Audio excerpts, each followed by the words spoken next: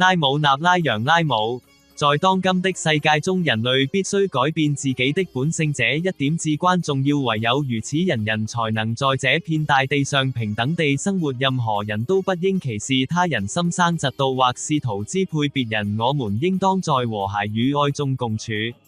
人類從未真正思考過他們究竟真正擁有些什麼。他們嚟到這個世界時帶來了什麼？他們擁有的一切都是來自宇宙、天空和自然。那麼有什麼是真正屬於他們的？他們能理直氣壯地說那是自己的，彷彿誰欠了他們。自然給予了我們一切，但自然是否曾要求過任何回報？太陽、月亮、天空或行星和星辰是否曾向我們索取過什麼？他們是否曾誇耀說我們賜予了你們一切？正是人類的行為製造了歧視，這種行為讓人們彼此分裂。我們必須向天空、自然和宇宙學習。太陽從未說過它只照耀某一個眾生，也從不拒絕照耀某一宗教。天空從未說過它會剝奪誰的生命，行星和星辰從未說過他們不願給予能量。只有人類製造並傳播了這樣的行為。我們應該把太陽、天空以及所有天體視為榜樣，努力像他們那樣去行事，這樣人類內心的愛與團結意識才能被喚醒。我們應當反覆地向天空、自然、大地以及宇宙的能量鞠躬致敬。我們應當不斷地誦念拉姆納拉揚拉姆的名字，因為這個種子咒語中蘊含着整個宇宙。創造自然的能量來自天空，而我們皆源自自然並與之息息相關。所有的星辰和星座都是在天空中形成的。宇宙中存在着比太陽大許多倍的行星。在最初的創世時刻，宇宙僅如原子般微小，但隨着時間推移，它逐漸膨脹，變得廣袤無垠。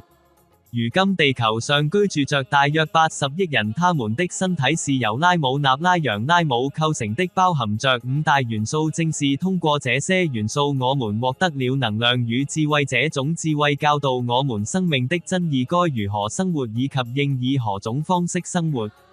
社會中有那麼多有知識的人，但他們的行為卻如同無知之人。他們何時才能覺悟？何時才能成為真正的人類？沒有太陽，誰能生存？沒有空氣或氧氣，我們如何存活？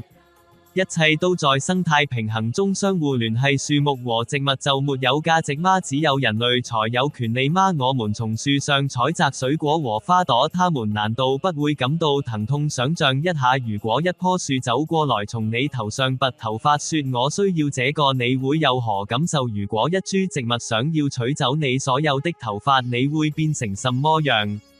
如果你需要水果或花朵，為何不恭敬地向樹請求？有沒有人在採摘前真正請求過？如果人類也被如此對待，後果又會怎樣？我們每個人都必須練習自我反省，傾聽內心的聲音，遵循我們的良知。這樣，當我們在人生中採取行動時，智慧總會引導我們走在正確的道路上。同時要持續誦念拉姆納拉揚拉姆的名字，因為這個名字能為你的生命帶來解脫，實現你的夢想與願望，並讓你與自己的靈魂相遇。